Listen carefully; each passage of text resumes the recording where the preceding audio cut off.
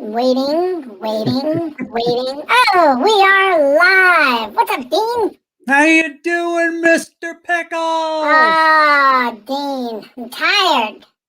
I'm tired, Dean. What? I bet you I know why you were tired. Why? Because you were playing pickleball. That's exactly right. I am the international pickleball champion You should be. in the Because it's Dill your division. namesake. They named it after you. You got to They be did. the international champ.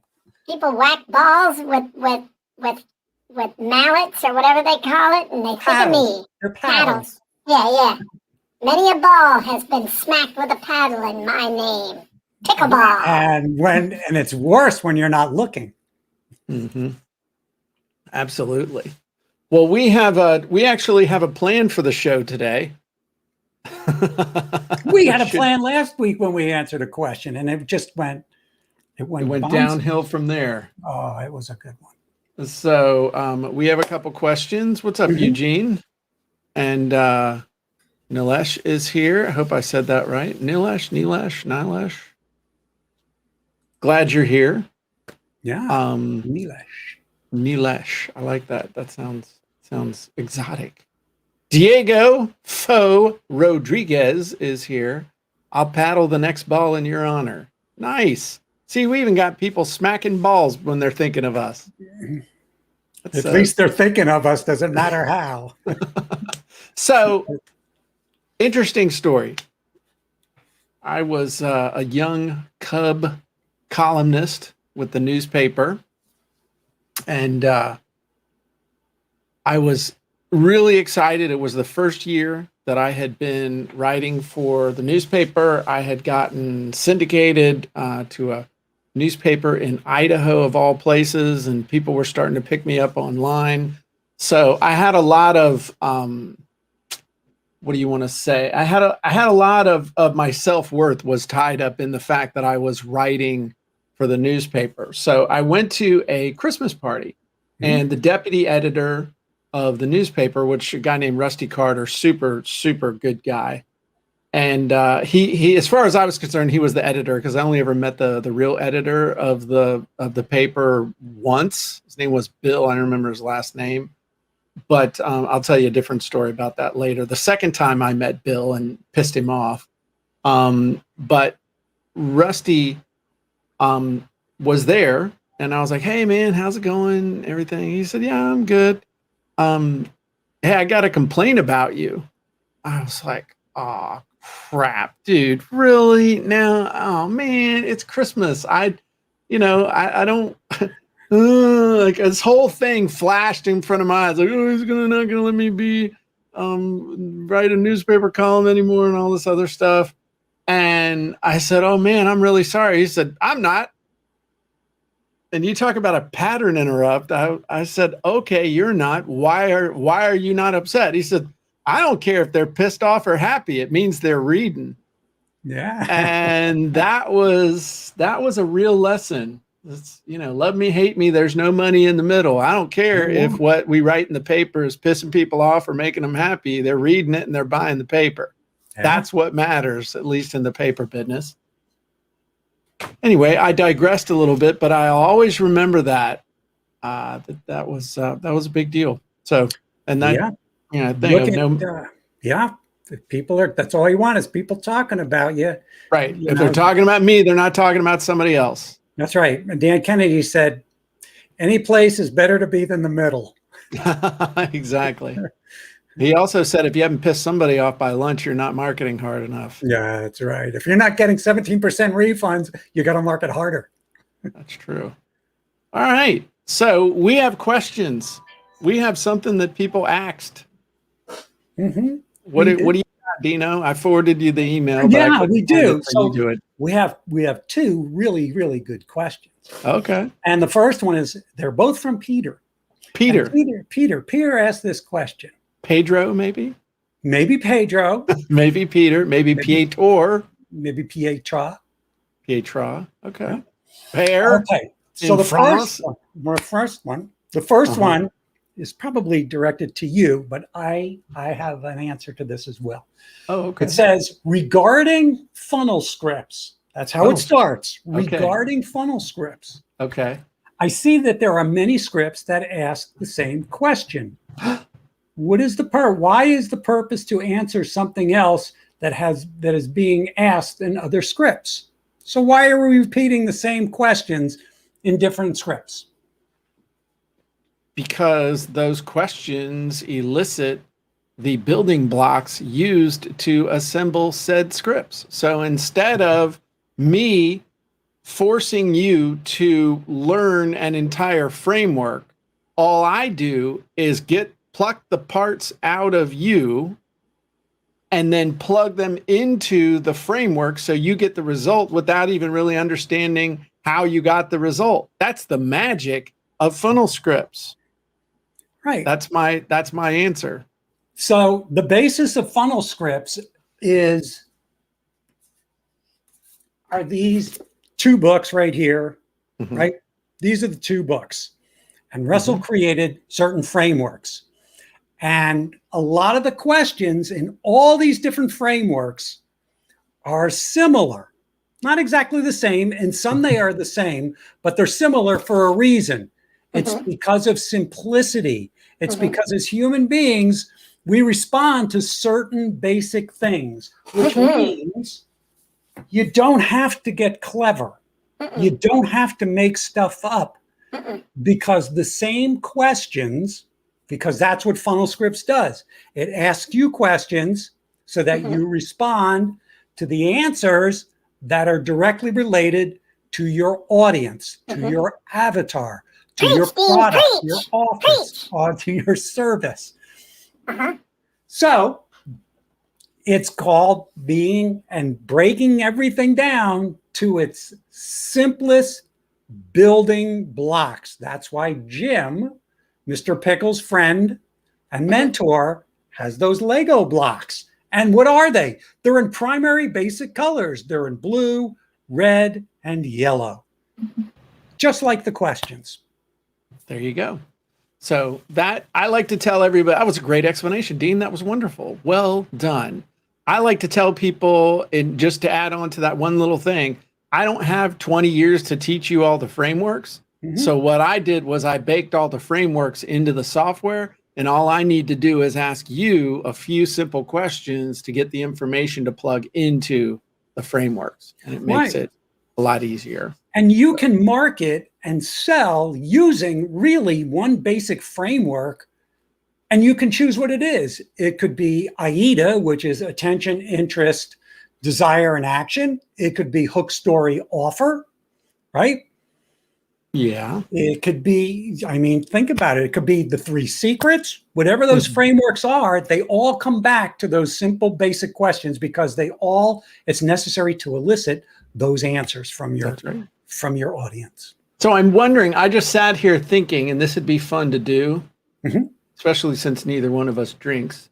But if we ever do make it onto another gym boat at some point, it would be fun to sit down with a whiteboard and to think about what kind of a framework you could create if you took AIDA, the hook, story, offer, and the 3 secrets, and they all got together, jumped in bed, and had an illegitimate dumpster baby.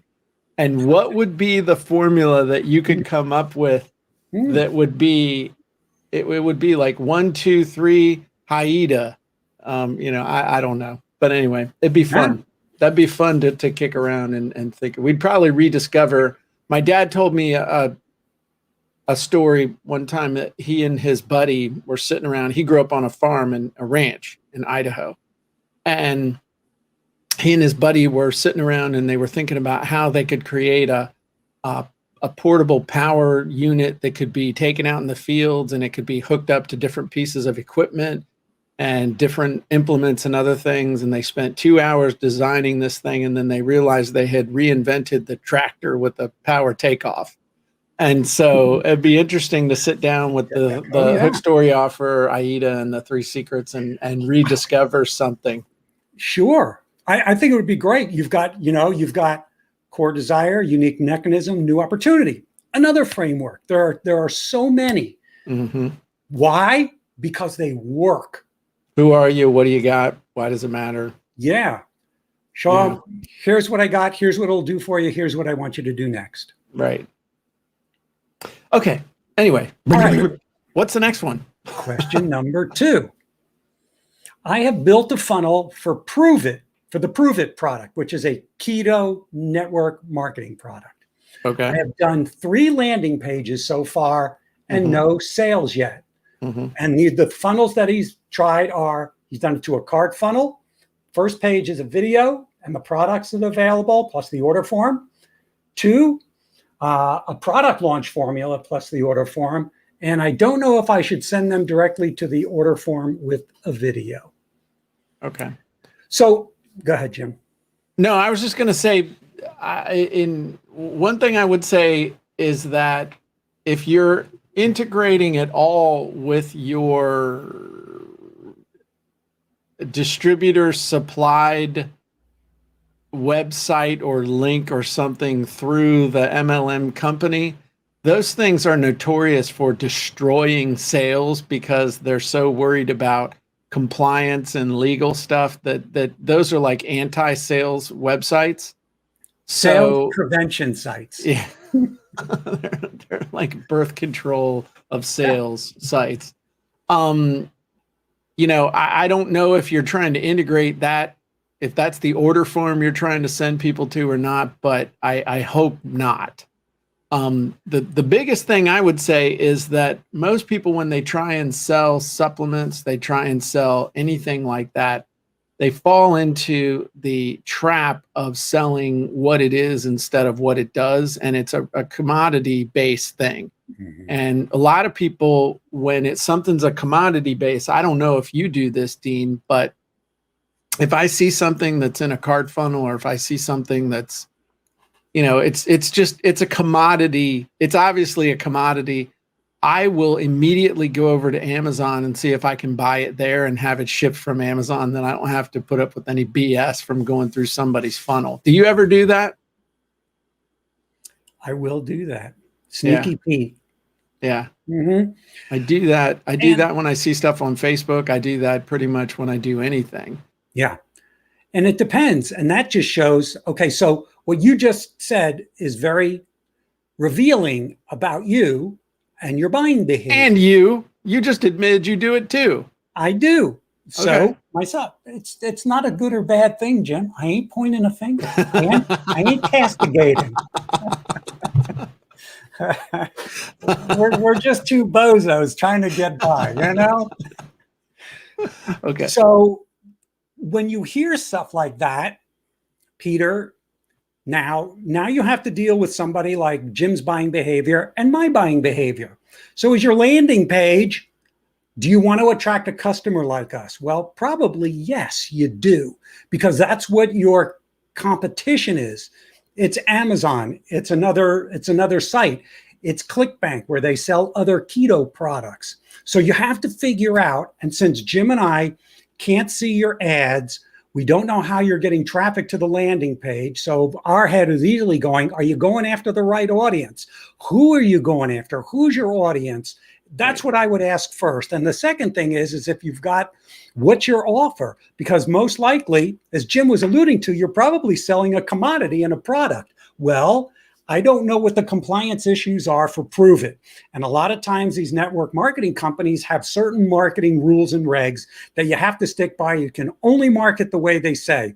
Then you're in a box. However, if you can get out of that box and take your product and create an offer around it, something that is unique, something that offers a new opportunity to your audience, now you're going to stand out from the competition. Yeah. Like some kind of a bundle or something Absolutely. like that, where With you're selling the bonuses. product and it's going out with other stuff. Maybe it's a DVD or a collection of videos, or with a book, or with a t-shirt, or with test strips, or with something else where it's like the complete keto solution, as opposed to, hey, there's 20,000 other people in the MLM selling this exact same thing. Absolutely. Take it out of the world of the product and bring it into the world of a unique offer.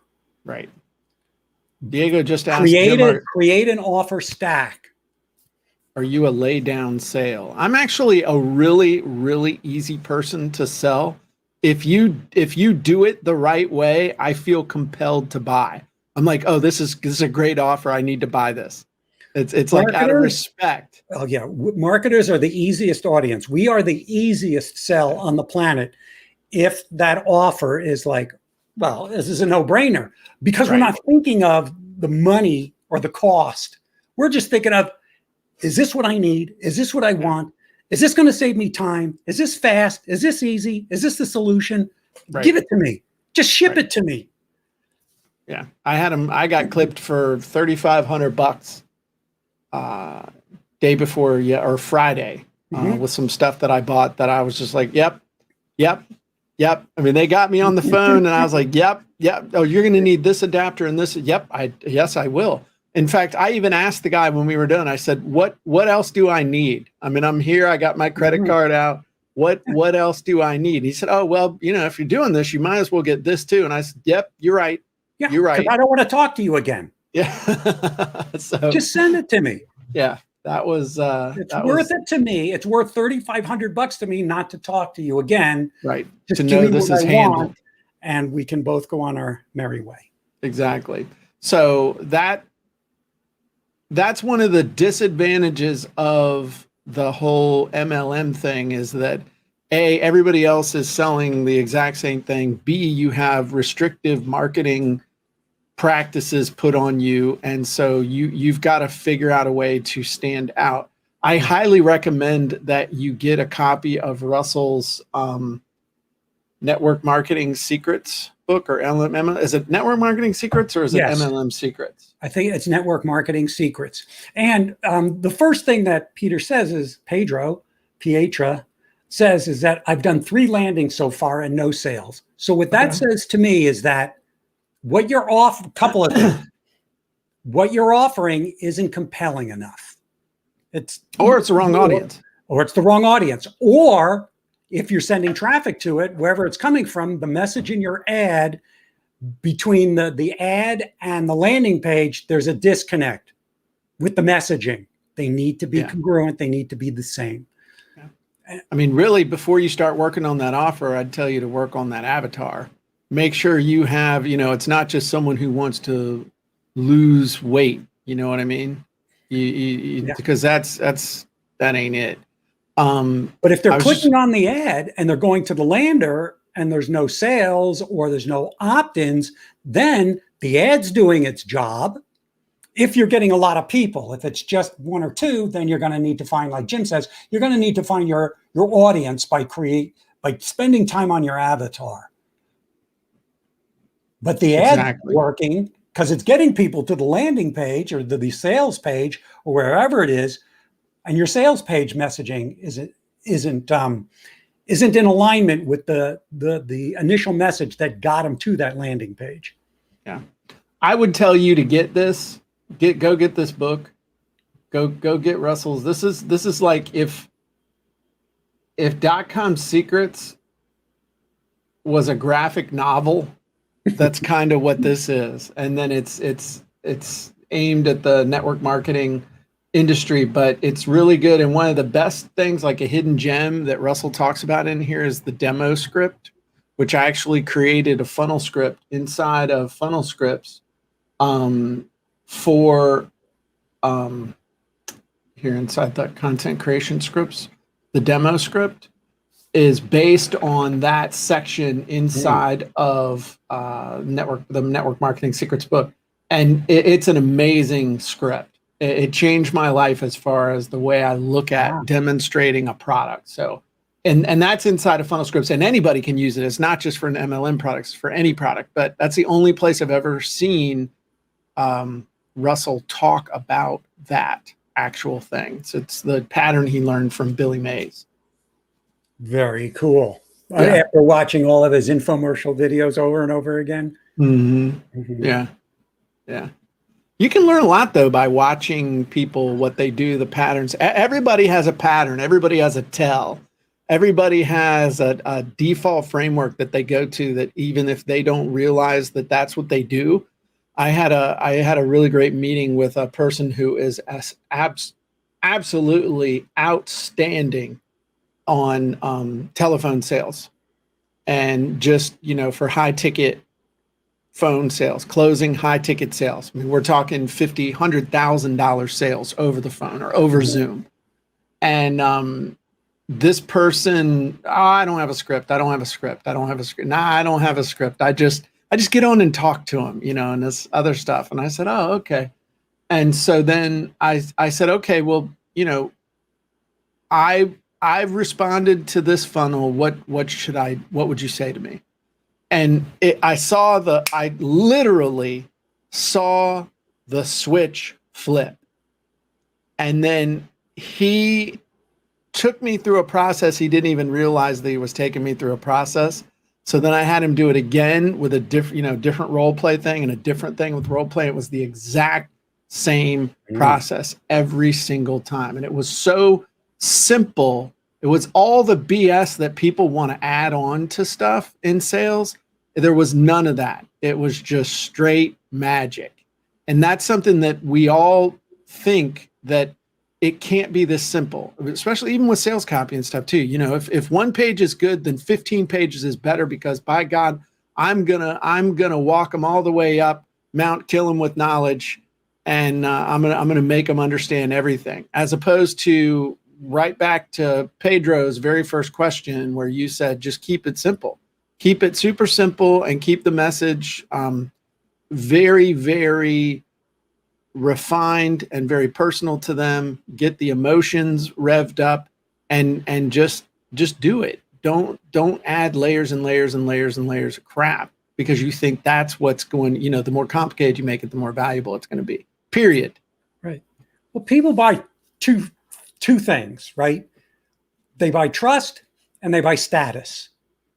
That's what they want to be in a place where they aren't now. They want to get out of that place. They want to elevate their status. Nobody wants to lower their status. Everybody wants to raise their status.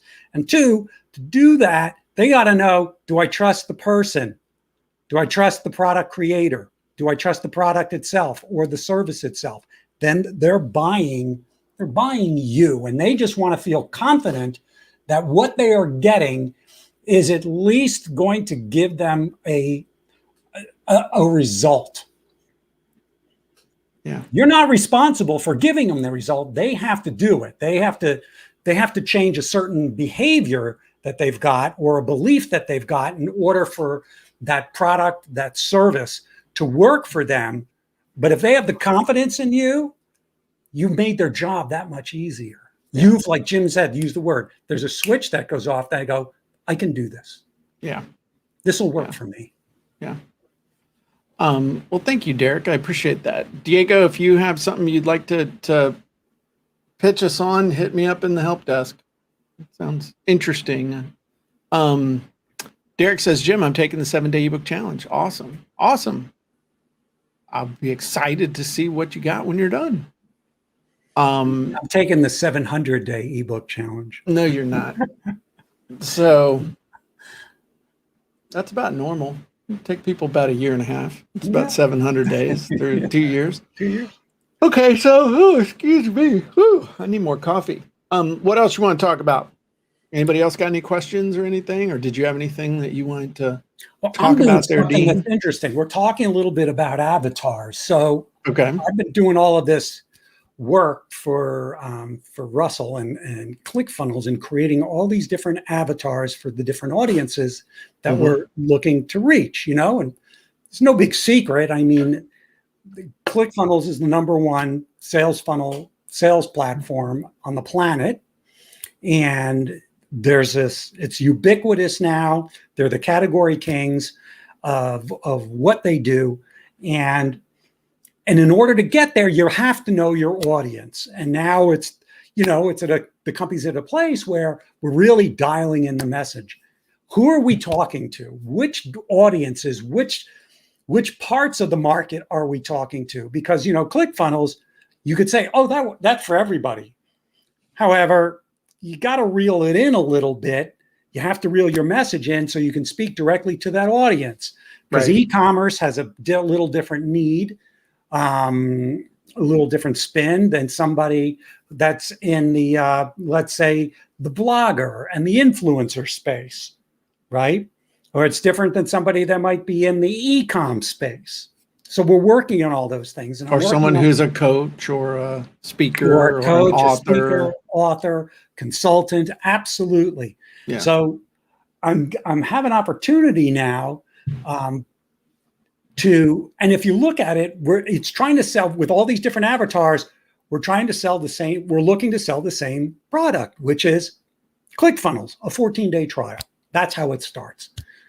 Now I'm working on something where I've got to sell a different offer that isn't ClickFunnels.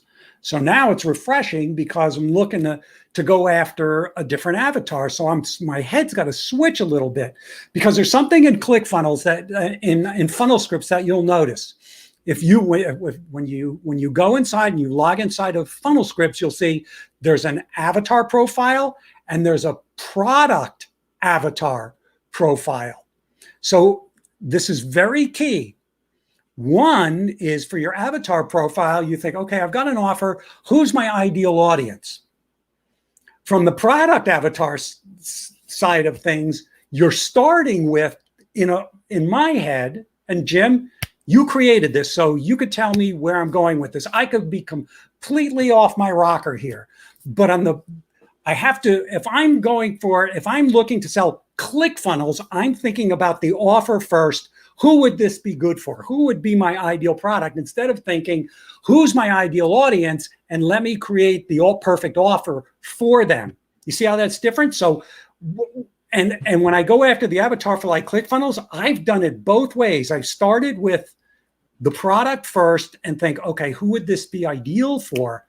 It's a very different way of approaching how I fill in that avatar. Because if I'm starting with the product first, I'm thinking, okay, what needs does this fulfill? What does this do for my audience? If I start with the avatar first, thinking I got to bring them to the product, then I'm thinking of, okay, who am I serving? And what is the ideal client I want to go after? Does that make sense? That was a long-winded way to the same thing. But I think having those two different avatars, it got me thinking in very different ways. So the big difference is that the full avatar profile is about really being almost like an FBI agent or one of those CSI things of really just trying to dial in every angle that you could think of for your avatar, as opposed to, and then also listing off all the stuff for the product that goes with that. But typically, the other one, when we developed it. Which one are you talking about now? So the second one is the product-specific avatar, which is it's like 1/3 the number of data points for the avatar. And it's really all about just the number one reactive thing of, what's the number one pain point? What's the number one problem that they have? What's the number one objective that they have? And so it's much easier to tie that to the product than the other one where you're just not. It's hard to think of three things. It's kind of like headlines. I mean, once you get one done and it works, you don't want to mess around with another one because it's just like, I got to move on to something else. So part of what makes it better is you don't have to think as hard. Makes it easier. So would I be wrong? Correct me, because I know you will, to say that for the product centric avatar, you're going after the lower hanging fruit. Yes. You're going after warmer or hotter traffic. Or one that's just not as new. Yeah, it's not as nuanced either. It's not, really trying to make them feel understood. It's, squirrel, squirrel, squirrel, squirrel. What's the squirrel that's going to get them to go, squirrel? Squirrel? What? Huh? Mm-hmm. I mean, that you're going after the low hanging, obvious knee jerk reaction, very much the AIDA type thing, attention, interest, desire, action, as opposed to really developing the hook and then the story and the journey and then the big offer. No, this is more, I'm gonna smack you in the mouth. Here you go. And in some ways, depending on the way you're coming at it from, it could be better and easier to do it that way. But ultimately, you want to have that full on profile of who your person is, but you don't have to start there. Right. It's much easier to do the product avatar because you've got fewer questions. It gets you thinking top of mind, right? Mm-hmm. Yeah. When I do the full boat avatar, I find myself getting frustrated, a little ticked off, cursing more, because it really gets me to think deeper about the needs and the deep level desires of the person I'm looking to communicate with. Right. And to capture their attention. And depending on the audience, depending on the product, sometimes you don't need to dive that deep. But me, I want to know, I want to really constantly refine, because man, when you really know who your avatar is, it's almost like cheating. That's how it's like Piator at the beginning. If you really know who the avatar is for that keto thing, or who an avatar is that's really right for that keto thing, you're just cleaning the clock of everybody else and their brother that's doing it the same way. Hey, you want to lose weight? You want to lose weight? Now ask me how, with the button on, and, walking around, driving around in a 1986 Capri in baby puke green with a magnetic sign on the door that says, "We make millionaires." I mean, that's just not a congruent thing to do, but that's how they do it. Yeah. I always love the people that I've been approached at a gas pump before. Hey, you look like a smart individual. Have you thought about mini franchising? I'm like, dude, I'm just pumping gas and I'm not interested in Amway. Have a great day. Mm-hmm. Well, it's not Amway. I said, well, it doesn't matter what it is. I'm pumping gas. Go away. Huh, okay. I guess I'll go. And they said something like, I guess I'll go find someone else who's actually interested in an opportunity. I was like, wow, neat. Wow. Dig on me. So that hurt. So there you go. Yeah. Do we have All a right. question? Diego asked a question. Mm-hmm. And this is to both of us. What's your most successful affiliate venture? I know what yours is. I'm pretty sure I do. What? ClickFunnels. As far as what? Making money? Your affiliate. It says, what's your most successful affiliate venture? So it probably The thing that I have made the most money on, as far as an affiliate. As an affiliate, yeah. I'd say it's probably it's ClickFunnels. Yeah. And I haven't done affiliate marketing, so it wouldn't be anything. I've been number one in a bunch of different affiliate contests and stuff over the years, but that's a whole different discussion. We've talked about that. But I would say ClickFunnels, promoting ClickFunnels. If you're going to promote something that has recurring revenue and recurring billing and all that other stuff. That's a smart thing. Now it's making me want to log into my affiliate account and look. Yeah, and now it's making you say, hey, why don't I make funnel scripts? Why don't I go back and make funnel scripts or recurring? We did, but people were weird about it. Yeah, you just don't want the headache anymore. Yeah. Okay, yeah. I'd say, ClickFunnels. Mm-hmm. It's a great product to promote. So just on a totally separate note, and then we will wrap this up as men do.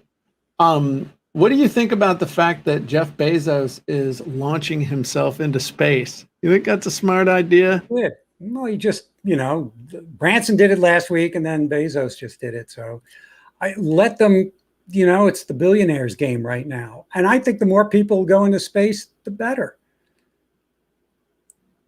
What's amazing is that Bezos is charged $28 million and it's at $250,000 to do it with Branson.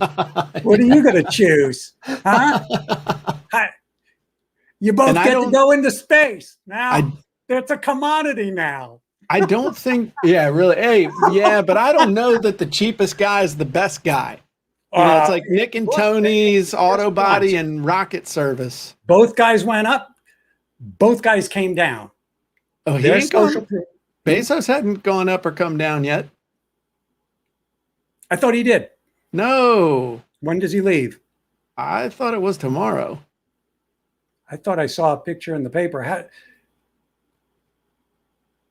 When is Jeff Bezos going? Oh man, it starts. When is Jeff Bezos going to space?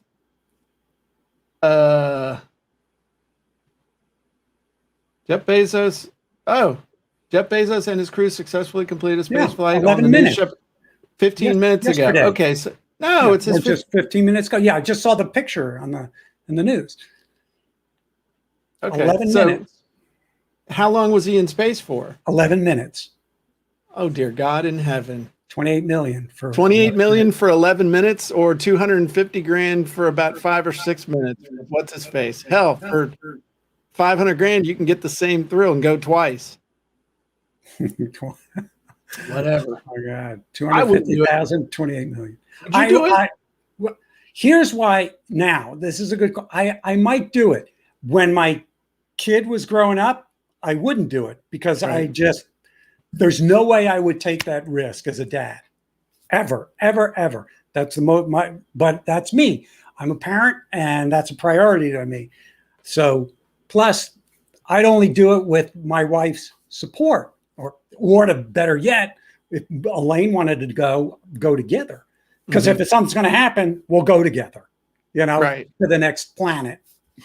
The next plane of existence. Yes. As somebody asked, why such a difference? I don't know. The size of the rocket? I don't know. Size matters.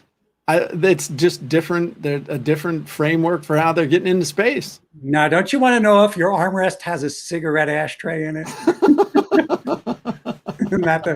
Isn't that the differentiator? Remember those on airplanes, Jim? Oh, dude, I remember as soon as you heard the boom. Yeah, everybody's and then within 30 seconds, the whole cabin stank like a Marlboro's butthole. and you're just like, oh my God, please. No. Yeah. And that, especially if you were sitting on the, if smoking's back here and it starts on this row and you're on this row. Yeah. And you might as well just light up a Marlboro yourself as a 5-year-old, just walking in. The front of your body smelled fine. The back of your head smelled like an ashtray. Exactly. I remember, boom, boom. And then you could hear them all getting their cigarettes out, man. Yeah. And then that's where they were selling all the liquor too. Yeah.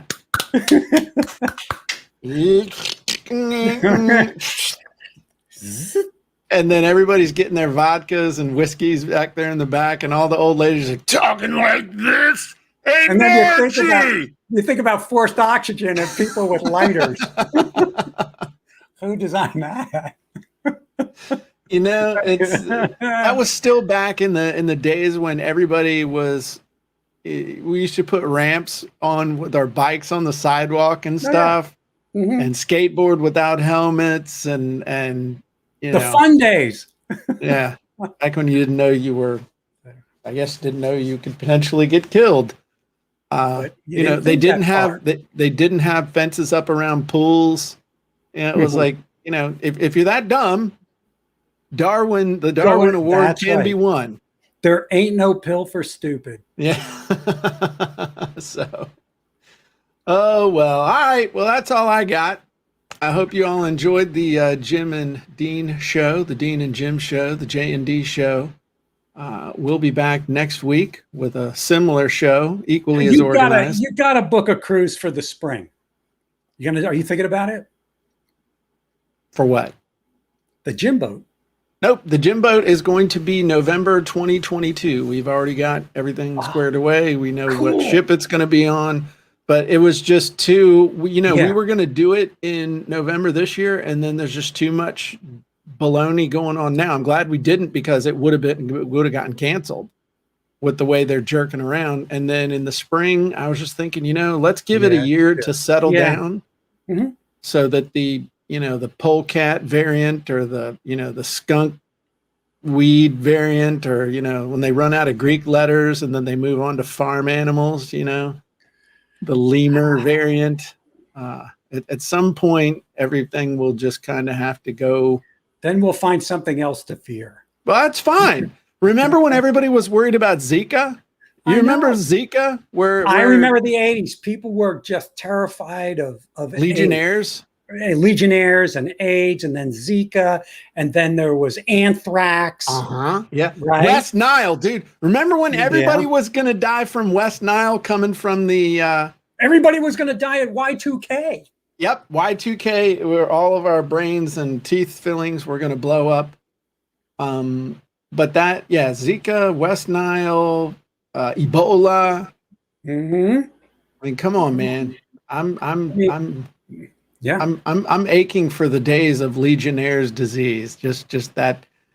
Or E. coli. Bring back E. E. coli. Yep. That was going to get our asses too. I just don't eat don't- canned spinach. and Tylenol, that was going to kill you. Tylenol, the Talcum Chicago- powder. Mhm. I mean, some of it's real, some of it's not, some of it's overblown, some of it's not. You don't know, but at some point we all got to live, because as far as I know, nobody ever made it out alive. Yeah, they're all So, gone. They're done. I just want to show up at the airport with my passport and have stamps for E. coli, HIV, Tylenol, anthrax, mad cow disease, all of that. I just want a stamp for every single one. I'm good to go. I'm good to go. I think that somebody ought to get their vaccine passport thing like tattooed on their forearm. Barcoded. Yep. Oh yeah, absolutely.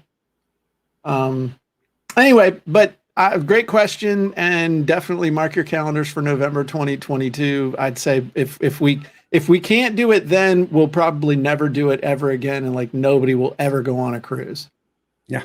So I'm hoping it'll go. And I'm not really into the whole, vaccine, no vaccine mandate or debate or all that stuff. I got it. I mean, I don't know if hopefully it will turn out to have been a good decision. I mean, it is what it is. And in the end, there are a lot of beer trucks out there on the highway too. I worry about traffic accidents and drunk drivers, and I got a much higher chance of dying from a drunk driver, traffic accident, accidental discharge of a fire. I mean, there's some other stuff that maybe you should worry about a little bit more. Heart disease. Yeah, right. Like Cheetos, death Diabetes. by Cheetos. Yeah. But, I mean, the risk is way greater. But anyway, that's a confirmation bias conversation. No, I don't think so. I don't think it's confirmation bias. I think it's looking at the statistics. I mean, it's looking at the stats about without looking at statistics. It's confirmation bias. When you look Right. at statistics, you get the real numbers. Sure. Yeah. And the numbers don't lie. You can reinterpret them however you want. There's a book called How to Lie with Statistics, but the bottom line is I'm more worried about heart disease, traffic accidents, drunk driving, other stuff like that than I am about dying from COVID or dying from the COVID vaccine. That's, that's the bottom line. I don't know how the hell we got on this. You asked about a cruise and we're talking about vaccines. I just don't want to die of stupidity. Well, that's where the beer trucks and the That's a Darwin big Awards worry. come in. Yeah. Now I'm going to walk out here and fall down the stairs. Thanks a lot, Dean. I planted the seed, didn't I? I need to know what the stats are when you have an elevator in your home. Damn it, Well, it Dean. depends if you're in the elevator or if you're standing under the elevator. That's true. Yeah. And be all the way in the elevator. That's another thing. All right. Well, before this really goes to hell, everybody have a great day, and we will see you next time. Bye-bye, everybody.